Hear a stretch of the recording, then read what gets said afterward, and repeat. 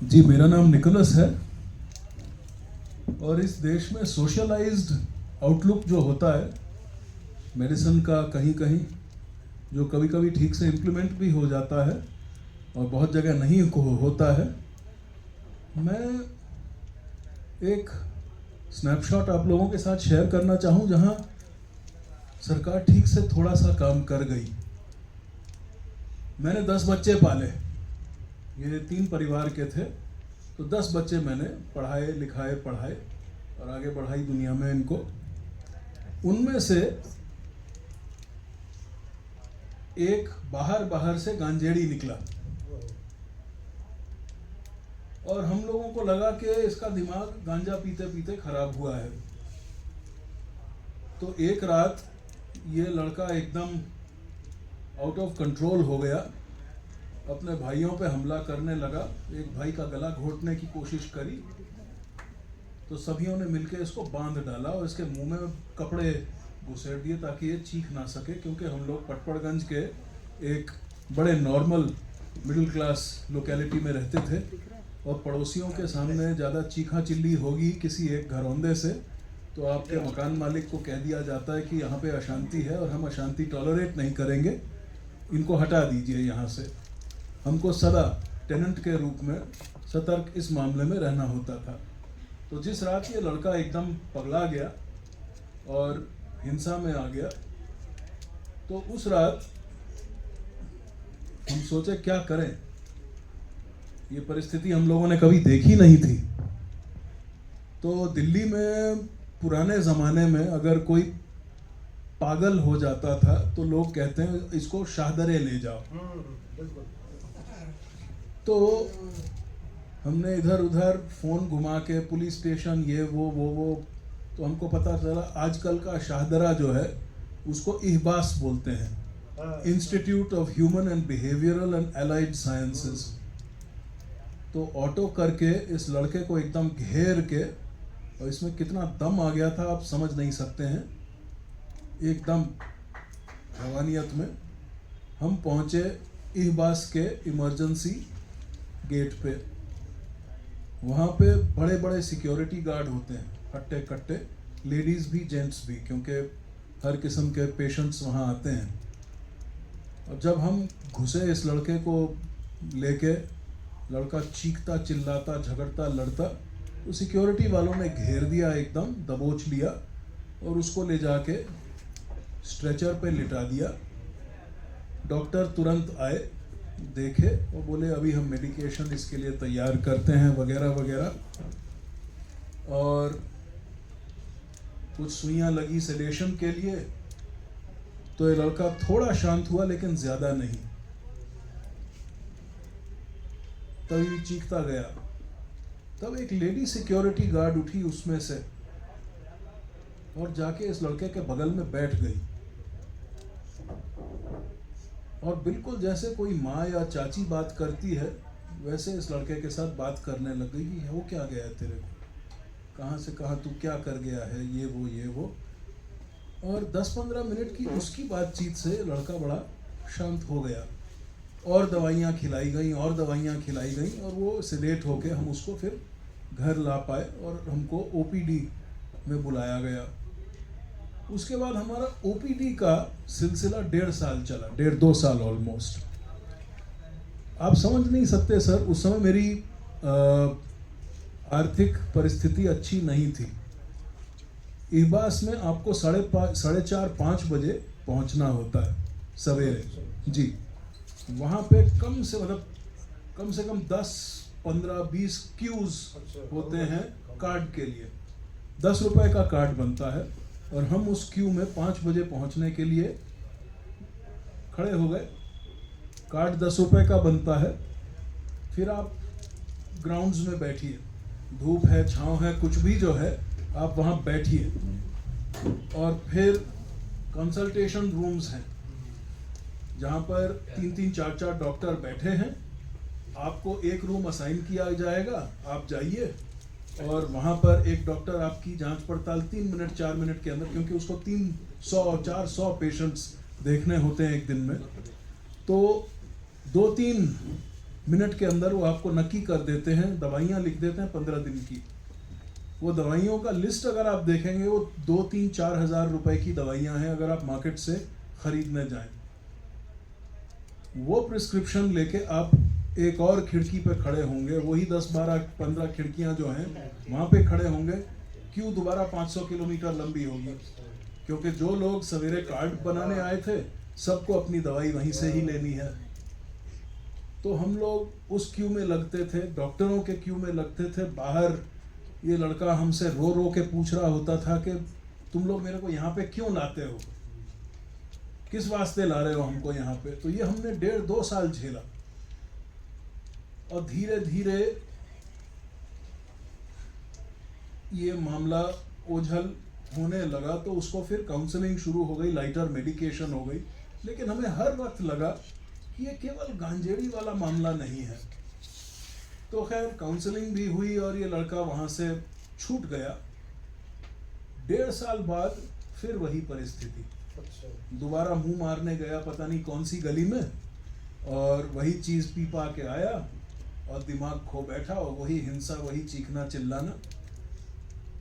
लेकिन इस बार हमने दूसरा डॉक्टर ढूंढा और उन्होंने जो डायग्नोसिस करी वो ये थी कि ये गांजा वांजा पीने से इसका बाइपोलर डिसऑर्डर का जो दरवाज़ा है वो खुल जाता है। और जो आप देख रहे हो, ये बाइपोलैरिटी देख रहे हो, ये सब्सटेंस अब्यूज या सब्सटेंस एडिक्शन का मामला नहीं है। तब 2 साल और हम लोगों ने लगाए उस लड़के को लाइन पे लगाने के लिए। लेकिन वो क्लिनिक जो था वो प्राइवेट था। हम लोग यहाँ पे हर 15 दिन 10 रुपए में डॉक्टर को दिखवा पाते थे। 2-3-4 हज़ार रुपए की दवाई की एक थैली मिलती थी हमको, उसको ले आते थे और अपना जो भी है कर पाते थे। मैं इतना ही कहूँगा कि जब सिस्टम चलता है तो मोटा मोटा ठीक ठाक बहुत अच्छा चलता है। जो मेरी परिस्थिति उस समय थी वो 10 रुपए के कार्ड से ज़्यादा की नहीं थी, और अगर वो सिस्टम मेरे पास ना होता तो 2-3 हज़ार रुपए की दवाइयाँ उस समय तो मैं ना अफोर्ड कर पाता, और ये लड़का पता नहीं कहाँ से कहाँ पहुँच जाता, और वो हमको 1.5-2 साल का जो वो एक विंडो मिला वो हमको ना मिलता। तब तक मेरी परिस्थिति भी थोड़ी ठीक हो गई थी, तो मैं उसको ये स्पेशलिस्ट के पास ले जा पाया, और हम लोगों ने इसको कैसे न कैसे उस परिस्थिति से थोड़ा हटा लिया। लेकिन इस बात में मैं ये कहूँगा कि सिस्टम ने काम किया। आप समझ नहीं सकते कितनी बड़ी बात थी हम लोगों के लिए। और दूसरा कि हम लोगों के सामने ऑप्शन ये था कि इसको शादरे में ही छोड़े आओ, वहीं पर ही। लेकिन इसके सारे भाई बहन, इसके माता पिता और हम सब लोग बड़े क्लियर थे कि इसको इंस्टीट्यूशन में नहीं डालना है, क्योंकि इंस्टीट्यूशन में आप डालेंगे तो वो इंस्टीट्यूशन का ही रास्ता पकड़ेगा, और जो भी चलता है इंस्टीट्यूशन में हमें तो कुछ पता था नहीं, और हमको एक्सपीरियंस लेने की इच्छा भी नहीं थी। जो भी हमने झेला घर पे झेला, जो भी इसका मूड इधर उधर होता था कभी भी हम लोग खुद झेले परिवार की तरह। कभी उसकी माँ ने उसको संभाला, क्योंकि भाई बहनों ने संभाला, किसी भी तरह किसी न किसी ने हम लोगों ने संभाला। लेकिन एक जन को संभालने के लिए उस समय तो मतलब 7-8-10 जनों का बल लग गया।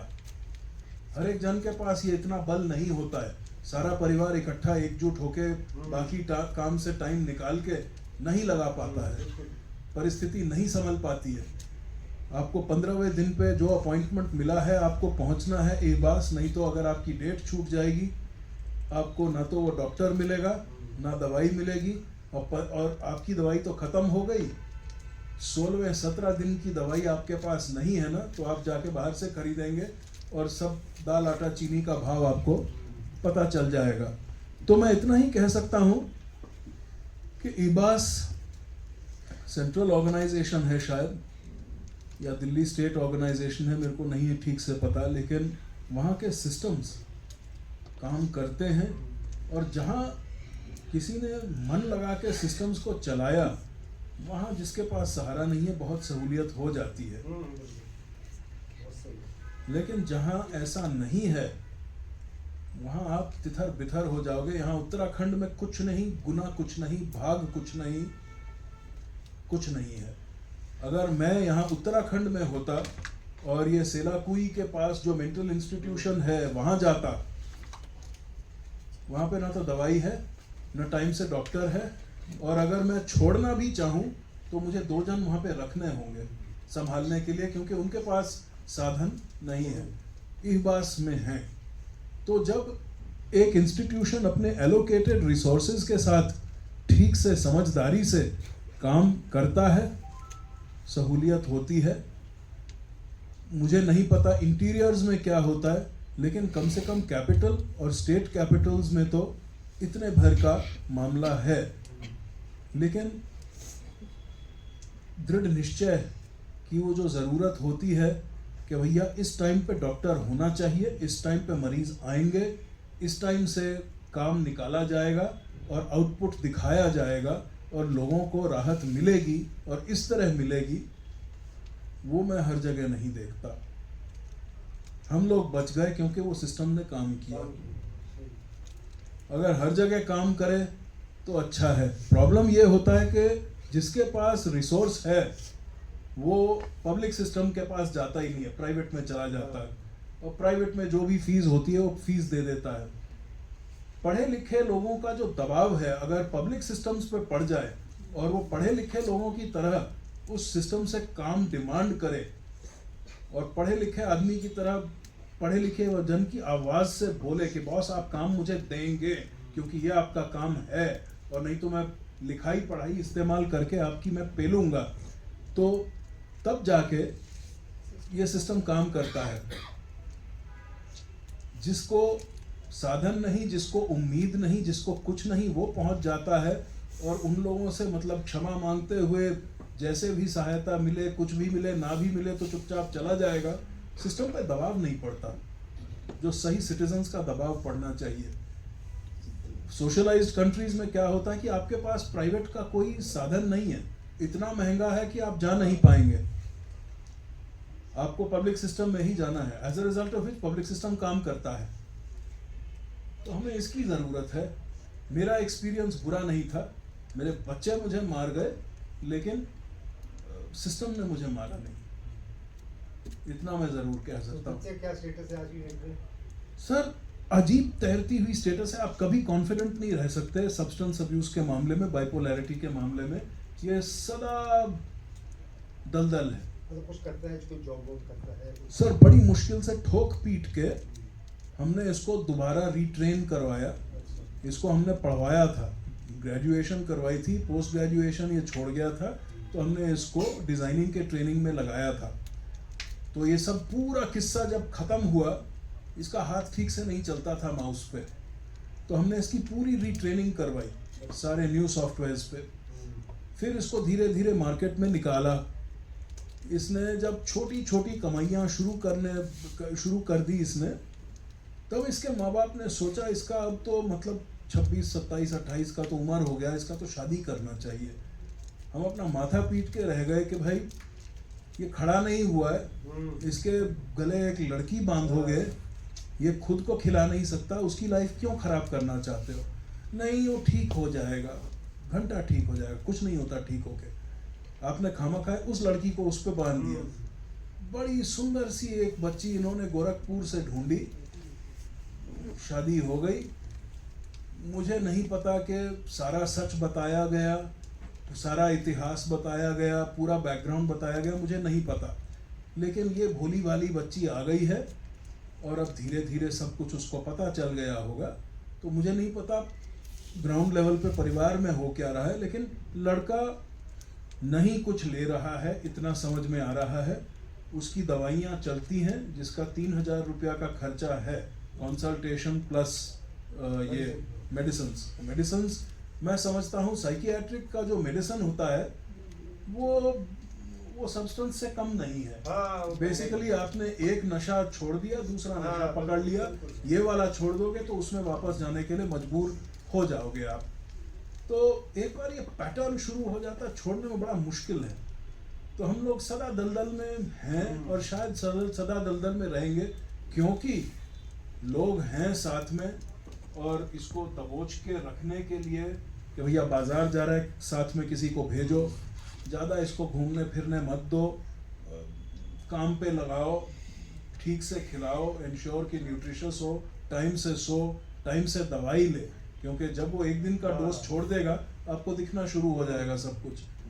तो ये दलदल वाली दुनिया हम लोग मेरे ख्याल से ज़िंदगी भर झेलेंगे। लेकिन सबसे जो मैं समझता हूँ इसमें जो बलि का बकरा चढ़ा है वो है वो लड़की। लड़की है।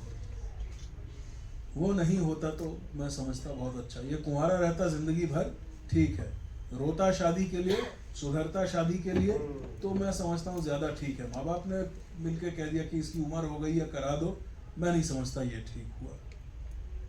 लेकिन मैंने तो केवल लिखाया, पढ़ाया और दुनिया में आगे बढ़ाया। माँ बाप उसके अपने हैं तो वो उसका डिसाइड करेंगे, तो उन्होंने ही डिसाइड किया, नहीं तो हम तो कहते जी नो शादी, थैंक यू वेरी मच। तो जब सिस्टम काम करता है जी, काम करता है, नहीं, बहुत सही है। कराया जाता है जब उस सिस्टम से काम, तो काम होता है। तो इतना ही कह सकता हूँ जी। बहुत बढ़िया, बहुत अच्छा अनुभव आपने बांटा।